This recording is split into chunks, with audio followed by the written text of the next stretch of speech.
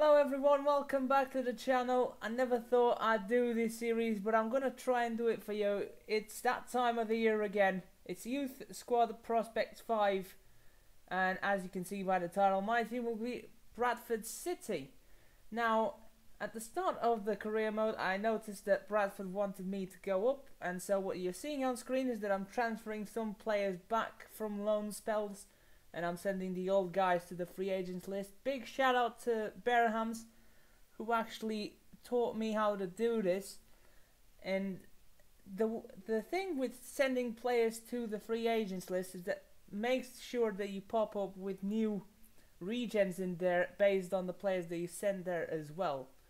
And who is going to be the manager? None other than Michel Gallo, the man, the myth, the legend of the Morecambe save from last year. Playlist's in the top right, go check it out. Need some work on that face, but there he is.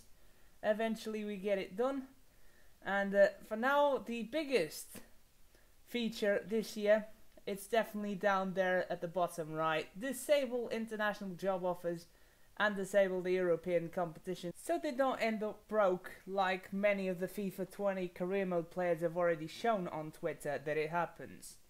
So I want to give a massive shout out first also to Kutsi, who is the godfather of this series. He is the one that without him no one would do this series. He was the first one to come out and do it.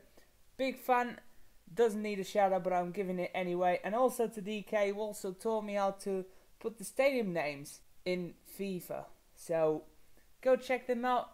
All of us do a similar series along with more people that I've put on the description. Special mention goes to Long Live Papak, who did the channel logo and the channel art banner for this channel.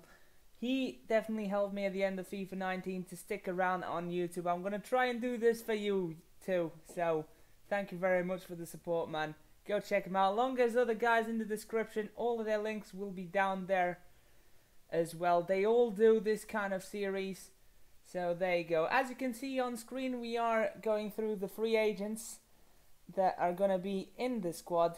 There they are, and as you saw in the scouts, we hired around 3-star scouts, which was pretty good, and we send them as tradition to their homegrown countries for the first 3 months of scouting. And you also saw some of the real players getting shipped out before we actually move on to the scout report. From Ireland we got Kavanagh, Ronan Brennan and Joseph O'Carroll. From England we got the pick of the bunch, Bradley Edwards, he's a left mid, and we also signed Will Lee. What a name!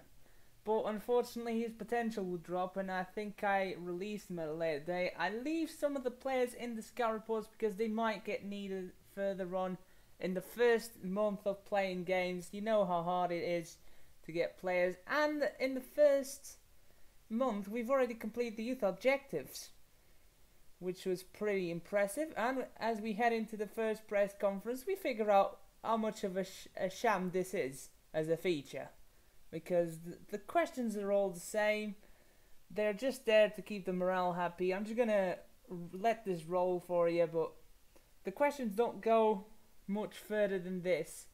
And I'll leave a link in the top right as well to an unlisted video that I did as a test run to show you how bad it is. And it's just lazy to not put the feature in properly. I really enjoy the idea behind it, because player morale plays such an important part in real life, in football. But the questions are just blown out of proportion, and they just don't make sense at times. Now, about dynamic potential, I'm not really too qualified to rate it, so I'm gonna leave it for a later date. But it looks very good as a feature. But it's time to meet the players. Anton Mitrev, overall of 44. Luke Kavanagh, overall of 51. Next up, Joseph O'Carroll, overall of 55. He's looking the best defender out of the lot. Bojidar Eftimov, overall of 52 with the speed dribbler trait. Vihan Chatterjee, help me out with this name in the comments section. And Madanapal Suresh as well. Bradley Edwards, there he is, 67 overall already, only showing great potential. Kostadin Nedyalkov, overall of 47. Joel Veria, overall of 50, only the 1-star weak foot that kills him. Ahmed El Shanawi, overall of 51. Randir Borrell overall of 46, and Rodolfo Donaldson also overall of 46. What a side we had. I was really happy despite the low overalls. I was happy with the height of the squad, and especially with Bradley Edwards that could carry the team. First game, it's against Cambridge United. And let me just roll you the graphics right there. As you can see, Valley Parade is the name of our stadium. And I've put about the top 5 leagues, and I think I've put some of the other leagues like the Portuguese league, the Eredivisie, and some of the main Turkish clubs as well. I've put in the stadium names for, and some of the rest in the world clubs as well. Took me about the first day, so if you really want the stadium names, just consider taking a few hours before you actually play the game. The tutorial by Sparring DK again is at the top right, and go and check that out. I love the graphics this year, especially for lower league football. And let's get on to the game, shall we? Started off with a Suresh block there, and shortly after that we started off in the way that we expected, not the best. Hannant heads it in at the far post, completely unchecked, and that's a simple header really for any player that calls himself a professional footballer. Very dull game as you'd expect. Again, not the highest rated players. I need to get used to playing with this bunch. But I do really like them, and they put up a good fight against Cambridge United. Unfortunately, it was just not our day. But I did see some good signs from the keeper, Kavanagh, right there with that amazing save. If he's half as good as his northern brother in Liam McNeil, then we definitely have a good keeper in our hands.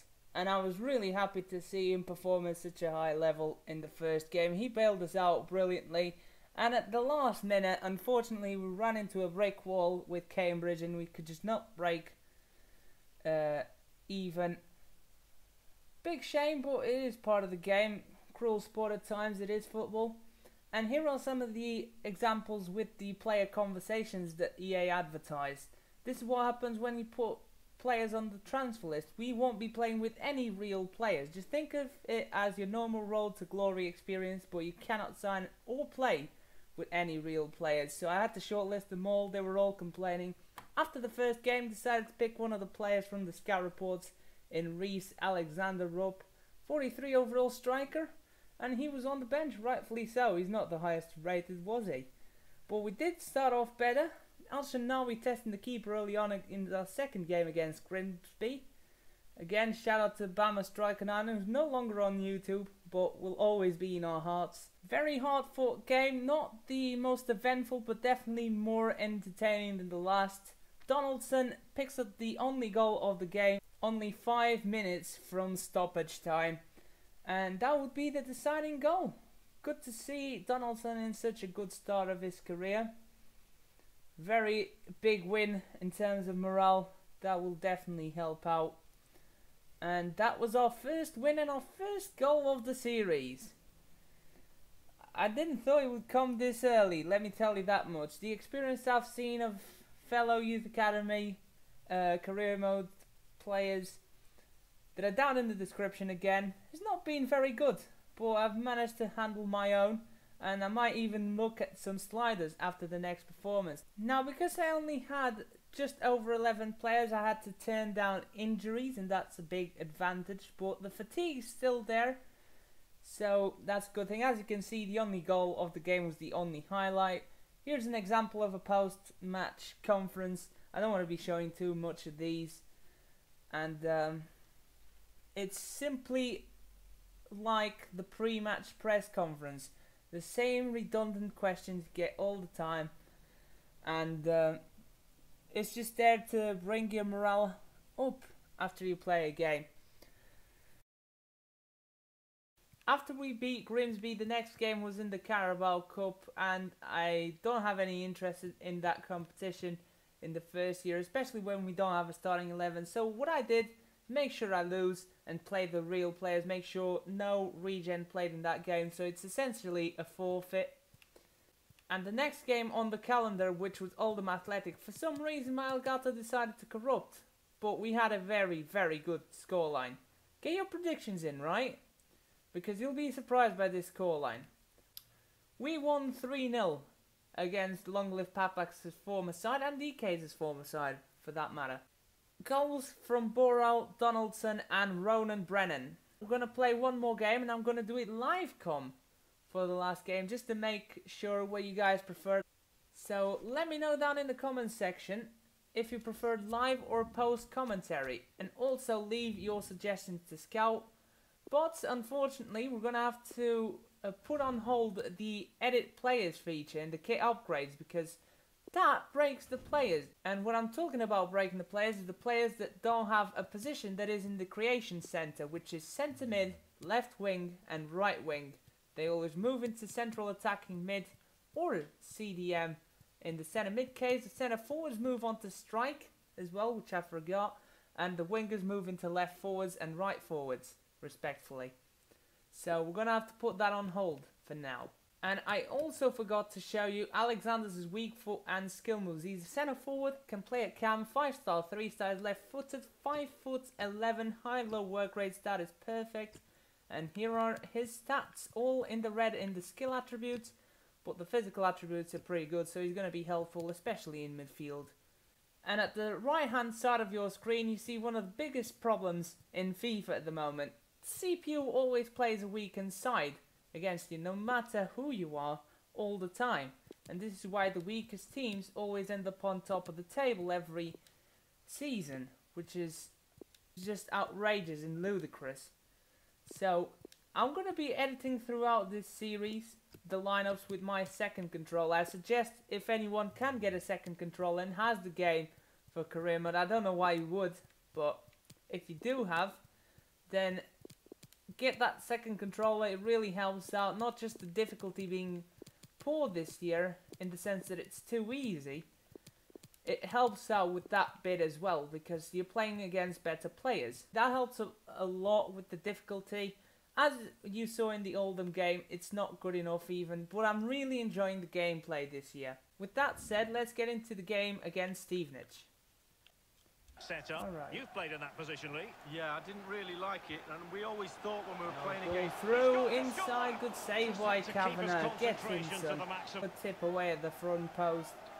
The striker should have done better with the finish. Oh, look at these terrible players. We're going to concede from the corner, lads. It was no danger at all. Oh, I just forgot that I can't play out of the box anymore. These players don't have the stats yet. And Stevenage capitalised. There is Mitred, the goalkeeper. Suresh. El Shanawi. Nadialkov. Good ball. Here is Borrell. Inside. One-on-one. That's 1-1. Get in. And the Indian striker makes it 1-0. Borrell with the easy finish. A good assist. I think it's from El Shanawi. Ranhir Borrell with his second goal in League 2. As we get the equaliser. Ball through. Here is Bradley Edwards. He's clearly the danger man of this team. Oh my god. Oh my god. The skill. Go on. Oh my goodness, Veria. What a weak header that was. Just jump, mate. All he needed to do there was jump properly and the ball would have been in the back of the net. Instead, it goes over. There's Michel Gallo. Let me know what you think of his customization in the comments section. From Alan McAnally. It's a goal for more. Got 3. Oh, good ball inside Taylor. Oh, Carroll with the stride challenge. Get it out of the box. Cheers. That'll do. Oh my god, no. Please don't concede. What a save. And there's nobody to help him. What have I just done? This is what you get for playing out from back from the kickoff in League 2. Your players just don't have the ability to pass a football past 5 metres, and they just give you away all the time. Curtis Guthrie picks up the second goal, and I think the referee's just going to blow for half time here. There we go. 2-1 Stevenage as we head into the locker rooms. And here's the thing that I haven't seen being talking about. I have to play Mitrev in midfield because I can't bring him on to play as an outfielder, which is a shame. So I just start with him, and then half time I make sure to bring another player in. In this case it will be Ronan Brennan, and I will also bring on Alexander for the midfield. That's normally the substitutions I make at half time. I want to be able to bring a goalkeeper off the bench to an outfielder position. Why can't I do that? Really has completed his move to the Bernabeu League. Through ball to Derek, Newton. an estimated fee of around 85 million. Must score! And that's a good save from Goalkeeping Kavanagh. right out of the... And he's Newton broken turns free. well. He does my defender and turned it onto the hits the woodwork. post. Unlucky. And final substitution, we're going to bring on Donaldson for Suresh, and we're going to have to move a lot of players. So Eftimov goes into left back, Very goes into right back with his 1-star weak foot, and El Shanawi moves on to the wing position since he's the shortest out of the three. Here's Eftimov once again. He's still taking on the charge. Eftimov, ball into the back stick. It is deflected out for a corner. Let's try our luck here, lads. But it doesn't seem we're going to score a lot of goals from corners this year. It's as hard to win headers as in FIFA 19. Yes, back. That'll do. Donaldson inside for Alexander. It is saved. What a save by the goalkeeper. And that might be it. At the other end, here comes Newton. He keeps it in play. That's a bad cross. And that's a bad clearance. That's going to be it now, surely. We're not going to have the time. Could be a third. It isn't. Kavanagh saves. Clear it out.